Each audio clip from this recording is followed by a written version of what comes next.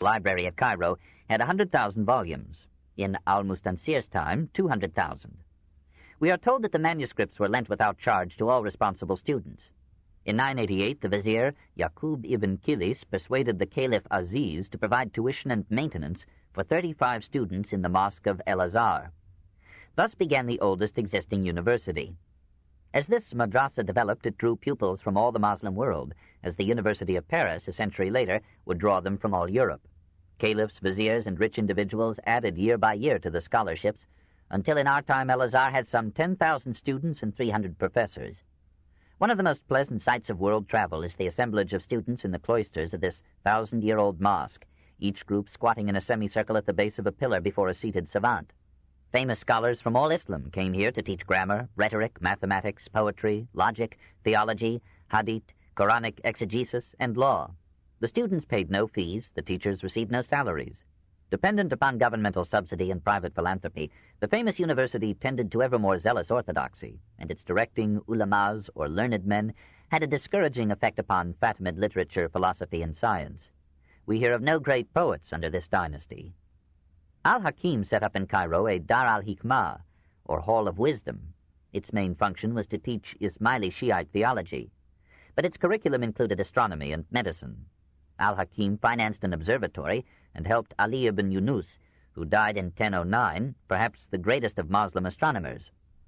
After 17 years of observations, Yunus completed the Hakamite tables of astral movements and periods and gave more precise values than before to the inclination of the ecliptic, the precession of the equinoxes, and solar parallax. The brightest name in Muslim Egyptian science is that of Muhammad ibn al-Haytham, known to medieval Europe as Al-Hazan. Born at Basra in 965, he won repute there as a mathematician and engineer. Hearing that Al-Haytham had a plan for regulating the annual inundation of the Nile, Al-Hakim invited him to Cairo. The plan proved impracticable, and Al-Haytham had to hide in obscurity from the incalculable caliph. Fascinated, like all medieval thinkers, by Aristotle's attempt to formulate a rational synthesis of knowledge, he composed several commentaries on the works of the philosopher. None of these commentaries has reached us. We know Al-Haytham chiefly by his Kitab al-Manazir, or Book of Optics. Of all medieval productions, this is probably the most thoroughly scientific in its method and thought. Al-Haytham studied the refraction of light through transparent mediums like air and water, and came so close to discovering the magnifying lens that Roger Bacon, Vitello, and other Europeans 3 centuries later based upon his work their own advances toward the microscope and the telescope. He rejected the theory of Euclid and Ptolemy that vision results from a ray leaving the eye and reaching the object. Rather, the form of the perceived object passes into the eye and is transmitted there by the transparent body, the lens. He remarked the effect of the atmosphere in increasing the apparent size of sun or moon when near the horizon, showed that through atmospheric refraction the light of the sun reaches us even when the sun is as much as 19 degrees below the horizon, and on this basis he calculated the height of the atmosphere at 10 English miles. He analyzed the correlation between the weight and the density of the atmosphere and the effect of atmospheric density upon the weight of objects. He studied with complex mathematical formulas the action of light on spherical or parabolic mirrors and through the burning glass. He observed the half-moon shape of the sun's image during eclipses on the wall opposite a small hole made in the window shutters. This is the first known mention of the camera obscura, or dark chamber, on which all photography depends. We could hardly exaggerate the influence of Al-Haytham on European science. Without him, Roger Bacon might never have been heard of. Bacon quotes him or refers to him at almost every step in that part of the Opus Maius which deals with optics. And Part 6 rests almost entirely on the findings of the Cairene physicist. As late as Kepler and Leonardo, European studies of light were based upon Al-Haytham's work.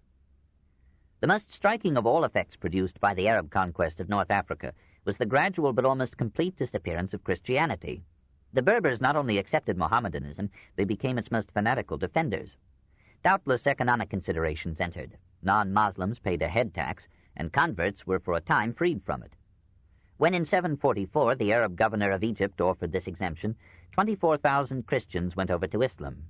Occasional but severe persecutions of Christians may have influenced many to conform to the ruling faith. In Egypt, the Coptic minority held out bravely, built their churches like fortresses, maintained their worship in secret, and survived to this day.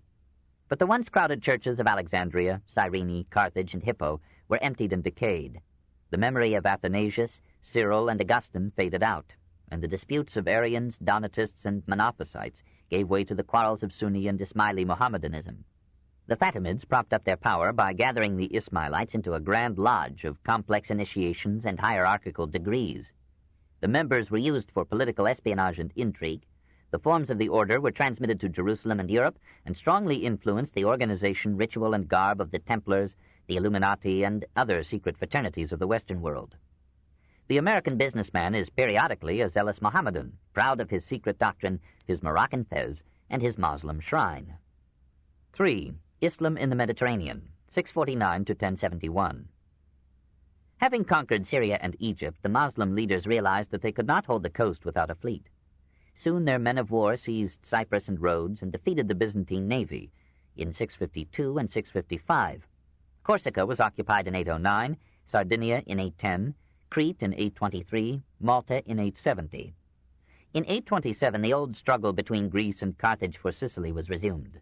The Aghlabid caliphs of Kairouan sent expedition after expedition, and the conquest proceeded with leisurely bloodshed and rapine. Palermo fell in 831, Messina in 843, Syracuse in 878, Taormina in 902. When the Fatimid caliphs succeeded to the Aghlabid power in 909, they inherited Sicily as part of their domain. When the Fatimids removed their seat to Cairo, their governor of Sicily, Hussein al-Kalbi, made himself emir with nearly sovereign authority and established that Kalbite dynasty under which Moslem civilization in Sicily reached its height. Fortified by mastery of the Mediterranean, the Saracens now looked appreciatively on the cities of southern Italy. As piracy was quite within the bounds of honored custom at this time, and Christians and Moslems raided Moslem or Christian shores to capture infidels for sale as slaves, Saracen fleets, mostly from Tunisia or Sicily, began in the 9th century to attack Italian ports. In 841, the Moslems took Bari, the main Byzantine base in southeastern Italy. A year later, invited by the Lombard Duke of Benevento to help him against Salerno, they swept across Italy and back, despoiling fields and monasteries as they went. In 846, 1,100 Moslems landed at Ostia, marched up to the walls of Rome, freely plundered the suburbs and the churches of St. Peter and St. Paul, and leisurely returned to their ships. Seeing that no civil authority could organize Italian defense, Pope Leo IV took charge, bound Amalfi, Naples, Gaeta, and Rome in alliance, and had a chain stretched across the Tiber to halt any enemy. In 849, the Saracens made another attempt to seize the citadel of Western Christianity. The united Italian fleet, blessed by the Pope, gave them battle and routed them, a scene pictured by Raphael in the stanze of the Vatican. In 866, the Emperor Louis II came down from Germany and drove the marauding Moslems of South Italy back upon Bari and Taranto. By 884, they were expelled from the peninsula. But their raids continued, and central Italy lived through a generation of daily fear. In 876, they pillaged the Campania. Rome was so endangered that the Pope paid the Saracens a yearly bribe of 25,000 mancusi, about $25,000, to keep the peace. In 884, they burned the great monastery of Monte Cassino to the ground. In sporadic attacks, they ravaged the valley of the Anio. Finally, the combined forces of the Pope, the Greek and German emperors, and the cities of southern and central Italy defeated them on the Garigliano, this in 916, and a tragic century of invasion came to an end. Italy, perhaps Christianity, had had a narrow escape. Had Rome fallen, the Saracens would have advanced upon Venice, and Venice taken, Constantinople would have been wedged in between two concentrations of Moslem power. On such chances of battle hung the theology of billions of men. Meanwhile, the polyglot culture of Sicily, yielding with the grace of habit to new conquerors, took on a Moslem veneer. Sicilians, Greeks, Lombards, Jews, Berbers, and Arabs mingled in the streets of the Moslem capital, ancient Panormus, Arabic Palerm, Italian Palermo, all hating one another religiously but living together with no more than a Sicilian average of passion, poetry, and crime. Here, Ibn Hakal, about 970, found some 300 mosques and 300 school teachers who were highly regarded by the inhabitants, in spite of the fact, says the geographer, that school teachers are notorious for their mental deficiency and light brains. With sunshine and rain cooperating to make a lush vegetation, Sicily was an agricultural paradise, and the clever Arabs reaped the fruits of a well-managed economy. Palermo became a port of exchange between Christian Europe and Moslem Africa. Soon it was one of the richest cities in Islam. The Moslem flair for fine dress, brilliant jewelry, and the arts of decoration made for a life of otium cum dignitate, leisure without vulgarity. The Sicilian poet Ibn Hamdis, circa 1055 to 1132, describes the vivacious hours of Palamitan youth, the midnight revels, the jolly raid on a convent to buy wine from a surprised but genial nun, the gay mingling of men and women in festival, when the king of the revels has outlawed care, and singing girls tease the lute with slender fingers and dance like resplendent moons on the stems of willowy trees. There were thousands of poets in the island, for the Moors loved wit and rhyme, and Sicilian love offered rich themes.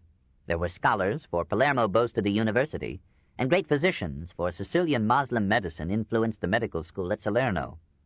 Half the brilliance of Norman Sicily was an Arab echo, an oriental legacy of crafts and craftsmen to a young culture willing to learn from any race or creed.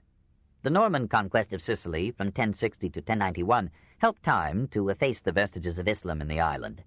Count Roger was proud that he had leveled Saracen cities, castles, and palaces built with marvelous art. But Moslem style left its mark on the Palace of l'Aziza and on the ceiling of the Capella Palatina. In this chapel of the Palace of the Norman Kings, Moorish ornament serves the shrine of Christ. 4. Spanish Islam, 711 to 1086. 1. Caliphs and Emirs.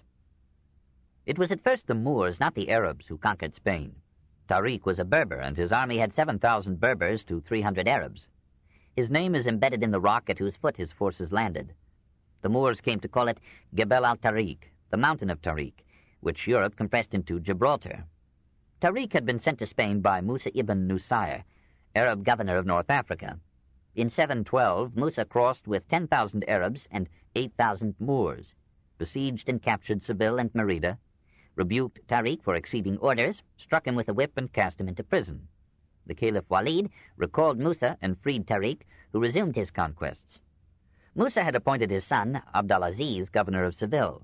Suleiman, Walid's brother, suspected Abdalaziz of plotting to make himself independent sovereign of Spain, and dispatched assassins to kill him.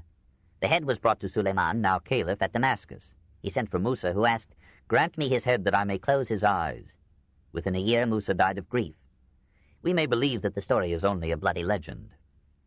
The victors treated the conquered leniently, confiscated the lands only of those who had actively resisted, exacted no greater tax than had been levied by the Visigothic kings, and gave to religious worship a freedom rare in Spain.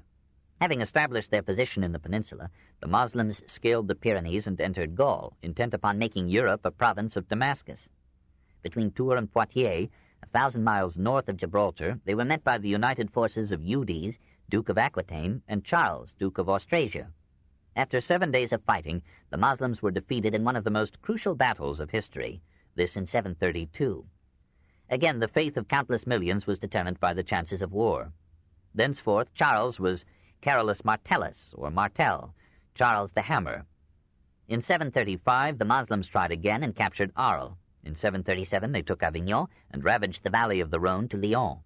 In 759, Pepin the Short finally expelled them from the south of France. But their 40 years of circulation there may have influenced Languedoc's unusual tolerance of diverse faiths, its colorful gaiety, its flair for songs of unpermitted love. The caliphs of Damascus undervalued Spain. Till 756 it was merely the district of Andalusia, and was governed from Kairouan.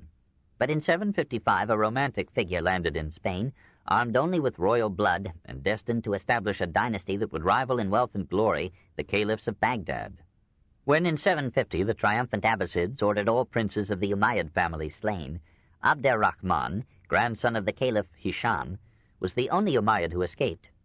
Hunted from village to village, he swam the broad Euphrates, crossed into Palestine, Egypt, and Africa, and finally reached Morocco. News of the Abbasid revolution had intensified the factional rivalry of Arabs, Syrians, Persians, and Moors in Spain. An Arab group loyal to the Umayyads, fearing that the Abbasid caliph might question their titles to lands given them by Umayyad governors, invited Abd ar-Rahman to join and lead them. He came and was made emir of Cordova in 756. He defeated an army commissioned by the Caliph Al-Mansour to unseat him, and sent the head of its general to be hung before a palace in Mecca. Perhaps it was these events that saved Europe from worshipping Mohammed. Moslem Spain, weakened with civil war and deprived of external aid, ceased to conquer and withdrew even from northern Spain. From the 9th to the 11th century, the peninsula was divided into Moslem and Christian by a line running from Coimbra through Saragossa and along the Ebro River. The Moslem south, finally pacified by Abd ar-Rahman I and his successors, blossomed into riches, poetry, and art. Abd-er-Rahman II, from 822 to 852, enjoyed the fruits of this prosperity. Amid border wars with the Christians, rebellions among his subjects, and Norman raids on his coasts, he found time to beautify Cordova with palaces and mosques, rewarded poets handsomely, and forgave offenders with an amiable lenience that may have shared in producing the social disorder that followed his reign. Abd-er-Rahman III, from 912 to 961, is the culminating figure of this Umayyad dynasty in Spain. Coming to power at 21, he found Andalus torn by racial faction, religious animosity, sporadic brigandage, and the efforts of Seville and Toledo to establish their independence of Cordova. Though a man of refinement, famous for his generosity and courtesy, he laid a firm hand upon the situation, quelled the rebellious cities, and subdued the Arab aristocrats who wished, like their French contemporaries, to enjoy a feudal sovereignty on their rich estates. He invited to his councils men of diverse faiths, adjusted his alliances to maintain a balance of power among his neighbors and his enemies, and administered the government with Napoleonic industry and attention to detail.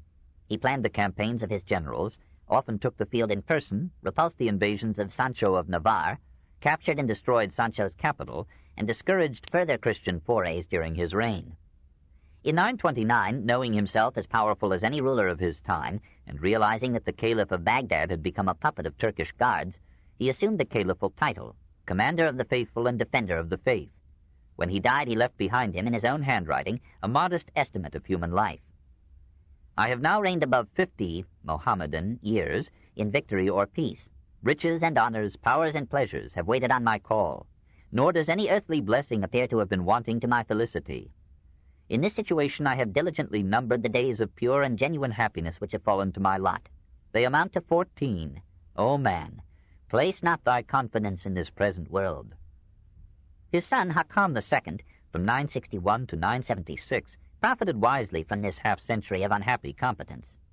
Secure from external danger and internal revolt, he gave himself to the adornment of Cordova and other cities, built mosques, colleges, hospitals, markets, public baths, and asylums for the poor, made the University of Cordova the greatest educational institution of his time, and helped hundreds of poets, artists, and savants. The Muslim historian Al-Makari writes, "The Caliph Hakam surpassed every one of his predecessors in love of literature and the sciences, which he himself cultivated and fostered. He converted Andalus into a great market, whereto the literary products of every clime were immediately brought for sale. He employed agents to collect books for him in distant countries, and remitted to them large sums of money until the number of books thus conveyed to Andalus exceeded all calculation. He would likewise send gifts of money to celebrated authors in the East to encourage the publication of works or to obtain the first copies of them. In this way, knowing that Abul Faraj of Isfahan had written a work entitled Kitab Ulagani, he sent him 1,000 dinars of pure gold, upon which the author forwarded him a copy of this work even before it had appeared in Iraq. While the scholar caliph attended to the amenities of life, he left the administration of the government, even the guidance of national policy, to his able Jewish prime minister, Hasdai ibn Shaprut, and the leadership of his armies to a brilliant and unscrupulous general who, under the name of Al-Mansour, was to provide material for many a Christian drama or romance. His real name was Muhammad ibn Abi Amir. He came of an old Arab family with more genealogy than means. He earned a living by writing petitions for persons who wished to address the caliph, became a clerk in the office of the chief Qadi, or Attorney General, and in 967, at the age of 26, was appointed to manage the property of Al-Hakam's eldest son, another Abd-er-Rahman. He ingratiated himself with the lad's mother, Queen Sub, charmed her with courtesies and compliments, and impressed her with his tireless ability. Soon he was managing her property as well as her son's, and within a year he was named master of the mint. He now became so generous to his friends that rivals accused him of malversation. Al-Hakam summoned him to clear his account. Knowing that he could not, Ibn Abi Amir asked a rich friend to advance him the deficit. So armed, he went to the palace, faced his accusers, and carried the matter off so triumphantly that the caliph appointed him concurrently to several lucrative posts. When Hakam died, Ibn Abi Amir secured the succession to Hakam's son Hisham II, who ruled from 976 to 1009 and from 1010 to 1013, by personally directing the murder of a rival claimant. A week later, he was made vizier. Hisham II was a weakling, altogether incapable of rule. From 978 to 1002, Ibn Ali was a caliph in all but name. His enemies charged him, quite rightly, with loving philosophy more than the Moslem faith. To silence them, he invited the orthodox theologians to weed out from Al-Hakam's great library and burn all volumes that in any way impugned the Sunni creed, and by this act of dastardly vandalism he earned a useful reputation for piety.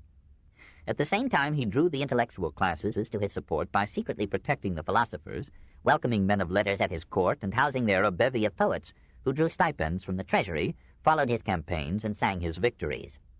He built a new town, Zahira, east of Cordova, for his palace and administrative offices, while the young caliph, carefully trained to absorption in theology, remained almost a neglected prisoner in the ancient royal residence. To consolidate his position, Ibn Abi Amir reorganized the army mainly with Berber and Christian mercenaries, who, hostile to the Arabs, felt no obligations to the state, but rewarded with personal loyalty his liberality and tact. When the Christian state of Leon aided a domestic rebellion against him, he destroyed the rebels, severely defeated the Leonese, and returned in triumph to his capital. Thereafter he assumed the surname of Al-Mansour, the Victorious. Plots against him were numerous, but he circumvented them with pervasive espionage and judicious assassination. His son, Abdallah, joined one of the conspiracies, was detected, and was beheaded. Like Sulla, Al-Mansour never left a favor unrewarded, nor an injury unavenged. The people forgave his crimes because he effectively suppressed other criminals and secured an impartial provision of justice for rich and poor. Never had life or property been so safe in Cordova. Men could not help admire his persistence, intelligence, and courage. One day, while holding court, he felt a pain in his leg.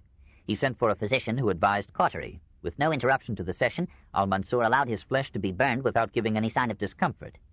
The assembly, says Al-Makari, perceived nothing until they smelled the burned flesh. As a further aid to popularity, he enlarged the Mosque of Cordova with the labor of Christian captives, and himself wielded pick and shovel, trowel and saw. Having learned that statesmen who organize successful wars, just or unjust, are exalted by both contemporaries and posterity, he renewed the war with Leon, captured and razed its capital, and massacred the population. Nearly every spring he sallied forth on a new campaign against the infidel north, and never returned without victory. In 997 he took and destroyed the city of Santiago de Compostela, leveled to the ground its famous shrine to St. James, and made Christian captives carry the gates and bells of the church on their shoulders in his triumphal entry into Cordova. In later years, the bells would be returned to Compostela on the backs of Moslem prisoners of war. Though sovereign, in fact, of Moslem Spain, Al-Mansour was not content. He longed to be sovereign in name and to found a dynasty. In 991, he resigned his office to his 18-year-old son, Abd al-Malik, added the names Sayyid, Lord, and Malik Karim, noble king, to his other titles, and ruled with absolute power. He had wished to die on the battlefield, and, prepared for this consummation, took his burial shroud with him on his campaigns. In 1002, aged 61, he invaded Castile, captured cities, destroyed monasteries, ravaged fields. On the homeward march he fell ill. Refusing medical attendance, he called for his son and told him that death would come within 2 days. When Abd al-Malik wept, Al-Mansour said, "This is a sign that the empire will soon decay." A generation later, the Cordovan Caliphate collapsed. The history of Moorish Spain after Al-Mansour is a chaos of brief reigns, assassinations, racial strife, and class war. The Berbers, scorned and impoverished in the realm that their arms had won, and relegated to the arid plains of Estremadura or the cold mountains of Leon, periodically revolted against the ruling Arab aristocracy. The exploited workers of the towns hated their employers and changed them spasmodically with murderous insurrection. All classes united in one hatred. Of that Amarid family, the heirs of Al-Mansour, which under his son almost monopolized the offices of government and the perquisites of power. In 1008, Abd al-Malik died, and was succeeded as prime minister by his brother Abd-er-Rahman Shanjul. Shanjul drank wine in public and had a kind word for sin. He preferred to carouse rather than to govern. In 1009 he was deposed by a revolution in which nearly all factions joined. The revolutionary masses got out of hand, plundered the Amarid palaces at Zahira, and burned them to the ground. In 1012 the Berbers captured and pillaged Cordova, slew half the population, exiled the rest, and made Cordova a Berber capital. So briefly does a Christian historian recount the French Revolution of Islamic Spain. But the ardor that destroys is seldom mated with the patience that builds. Under Berber rule, disorder, brigandage, and unemployment mounted. Cities subject to Cordova seceded and withheld tribute, and even the owners of great estates made themselves sovereign on their lands. Gradually, the surviving Cordovans recovered. In 1023, they expelled the Berbers from the capital and gave the throne to Abd-er-Rahman V.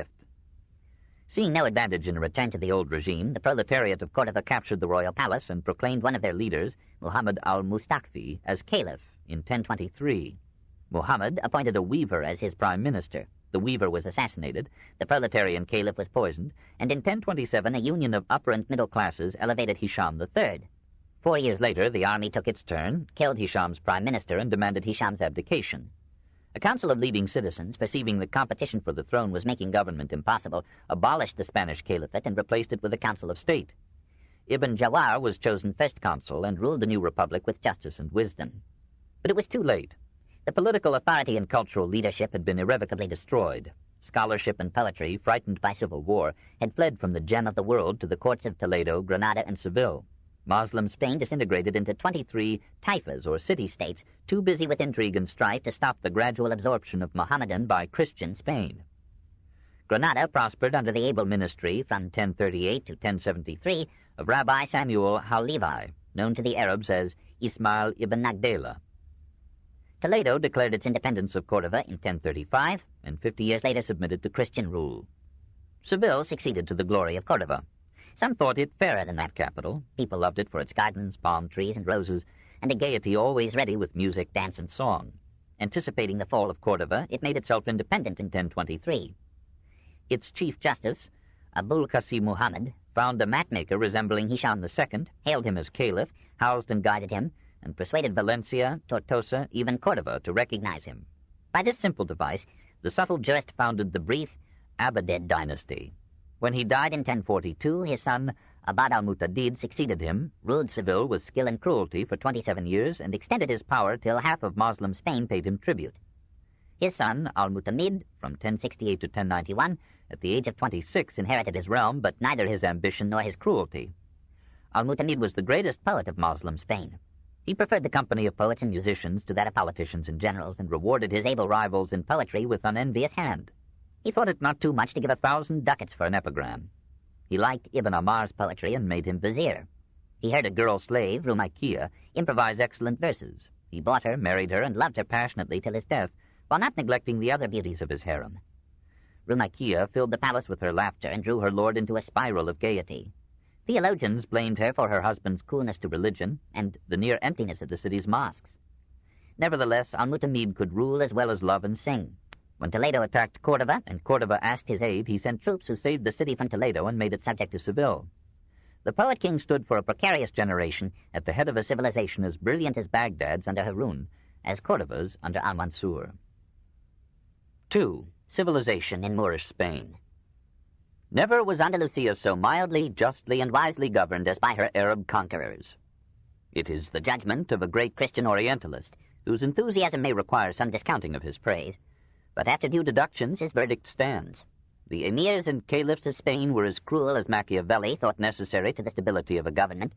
Sometimes they were barbarously and callously cruel, as when Mutadid grew flowers in the skulls of his dead foes, or as when the poetic Mutamid hacked to pieces the lifelong friend who had at last betrayed and insulted him.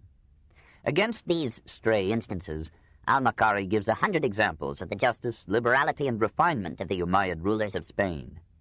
They compare favorably with the Greek emperors of their time, and they were certainly an improvement upon the illiberal Visigothic regime that had preceded them. Their management of public affairs was the most competent in the Western world of that age. Laws were rational and humane, and were administered by a well-organized judiciary. For the most part, the conquered, in their internal affairs, were governed by their own laws and their own officials.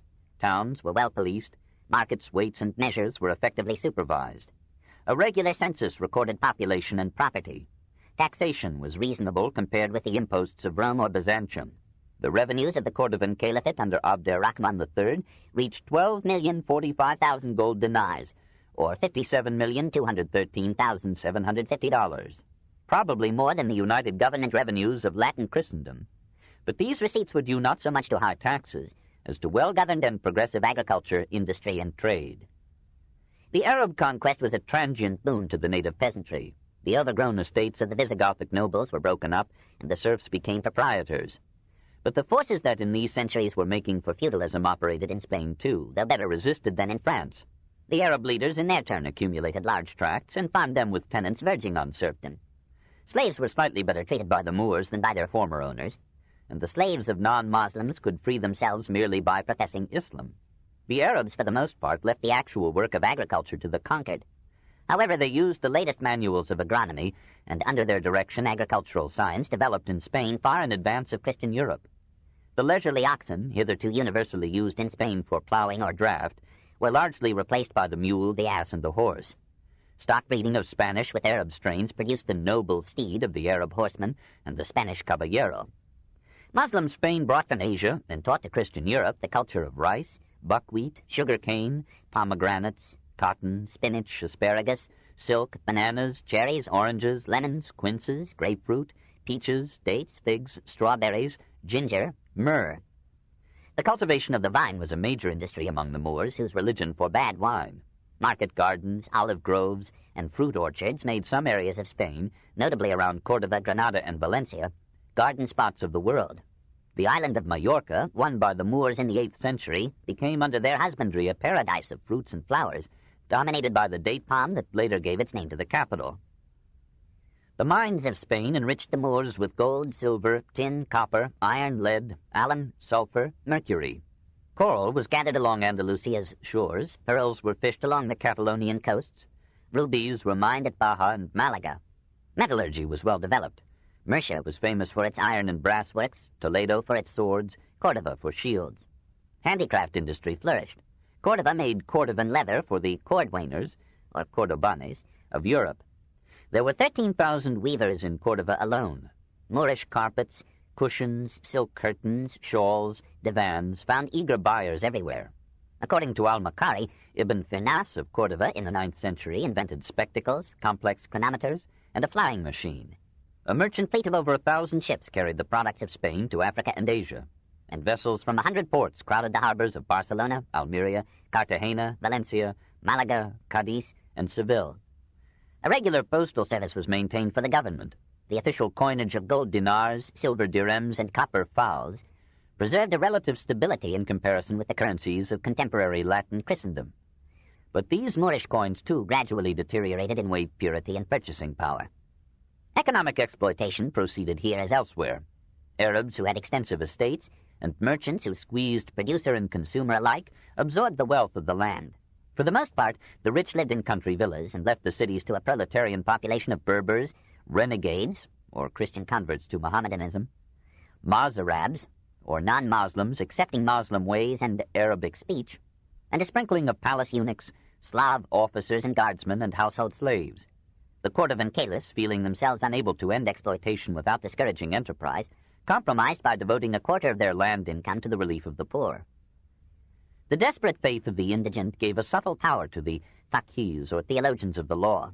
Innovations in creed or morals were so abhorred by the populace that heresy and speculation usually hid their heads in obscurity of place or speech. Philosophy was silenced or professed with most respectable conclusions. Apostasy from Islam was punishable with death. Cordovan caliphs themselves were often men of liberal views, but they suspected the Egyptian Fatimid caliphs of using wandering scholars as spies, and occasionally they joined the faqirs in persecuting independent thought. On the other hand, the Moorish authorities gave freedom of worship to all non-Muslim faiths. The Jews, harshly hounded by the Visigoths, had helped the Moslem conquest of Spain. They lived now, until the 12th century, in peace with the conquerors, developed wealth and learning, and sometimes rose to high place in the government. Christians faced greater obstacles to political preferment, but many succeeded nevertheless. Christian males, like all males, were subject to compulsory circumcision as a measure of national hygiene. Otherwise, they were ruled by their own Visigothic Roman law, administered by magistrates of their own choosing. In return for exemption from military service, free and able Christian males paid a land tax, normally 48 dirhams, or $24 per year for the rich, 24 for the middle classes, 12 for manual workers. Christians and Muslims intermarried freely. Now and then they joined in celebrating a Christian or Muslim holy day, or used the same building as church and mosque. Some Christians, conforming to the custom of the country, established harems, or practiced pederasty. Clerics and laymen from Christian Europe came in safety and freedom to Cordova, Toledo, or Seville as students, visitors, or travelers.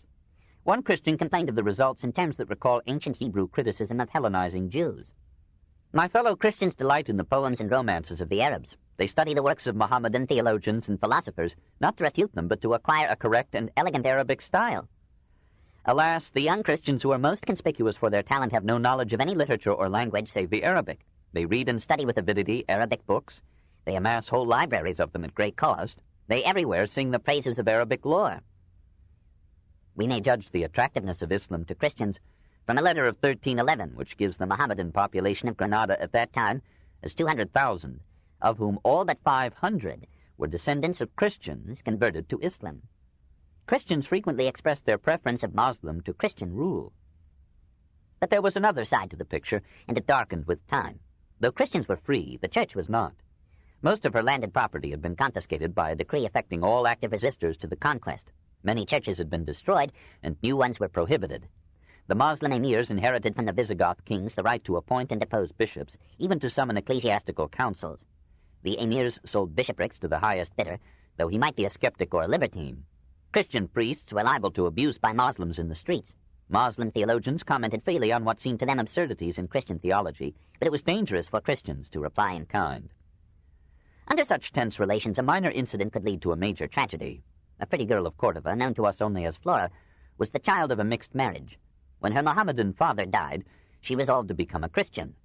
She fled from her brother's guardianship to a Christian home, was caught and beaten by him, persisted in apostasy, and was turned over to a Moslem court. The Qadi, who might have condemned her to death, ordered her flogged. She escaped again to a Christian home, and there met a young priest, Eulogius, who conceived for her a passionate spiritual attachment. While she hid in a convent, another priest, Perfectus, achieved martyrdom by telling some Moslems what he thought of Mohammed. They had promised not to betray him, but the vigor of his exposition so shocked them that they denounced him to the authorities. Perfectus might have saved himself by a retraction. Instead, he repeated to the judge his conviction that Mohammed was the servant of Satan. The judge remanded him to jail for some months, hoping for a change of mood. None came, and Perfectus was condemned to death. He marched to the scaffold, cursing the prophet as an impostor, an adulterer, a child of hell. The Moslems gloated over his decapitation. The Christians of Cordova buried him with pomp as a saint. This in 850. His death inflamed the theological hatred of both sides. A group of Christian zealots formed, led by Eulogius. They were determined to denounce Mohammed publicly and to accept martyrdom joyfully as a promise of paradise. Isaac, a Cordovan monk, went to the Qadi and professed a desire for conversion. But when the judge, well pleased, began to expound Mohammedanism, the monk interrupted him. "Your prophet," he said, "has lied and deceived you. May he be accursed, who has dragged so many wretches with him down to hell." The Qadi reproved him and asked if he had been drinking. The monk replied, "I am in my right mind. Condemn me to death." The Qadi had him imprisoned, but asked permission of Abd-ar-Rahman II to dismiss him as insane. The Caliph, incensed by the splendor of Perfectus's funeral, ordered the monk to be executed. 2 days later, Sancho, a Frank soldier of the palace guard, publicly denounced Mohammed. He was beheaded. On the following Sunday, 6 monks appeared before the Qadi, cursed Mohammed, and asked for not death only, but your sharpest tortures. They were beheaded. A priest, a deacon, and a monk followed their example. The zealots rejoiced, but many Christians, priests as well as laymen, condemned this lust for martyrdom. "The Sultan," they said to the zealots, "allows us to exercise our religion and does not oppress us. Why then this fanatical zeal?" A council of Christian bishops, summoned by Abd-ar-Rahman, reproved the zealots and threatened action against them if they continued the agitation. Eulogius denounced the council as cowards. Meanwhile, Flora, her ardor raised by the zealot movement, left her convent and with another girl, Mary, went before the Qadi. They both assured him that Mohammed was an adulterer, an impostor, and a villain, and that Mohammedanism was an invention of the devil. The Qadi committed them to jail. The entreaties of their friends had inclined them to retract when Eulogius prevailed upon them to accept martyrdom. They were beheaded in 851, and Eulogius, much encouraged, called for new martyrs. Priests, monks, and women marched to the court, denounced Mohammed, and obtained decapitation in 852. Eulogius himself earned martyrdom 7 years later. After his death, the movement subsided. We hear of 2 cases of martyrdom between 859 and 983, and none thereafter under Moslem rule in Spain. Among the Moslems, religious ardor declined as wealth grew. This book is continued at this point on the other side of this cassette. Please reverse or turn the cassette over now.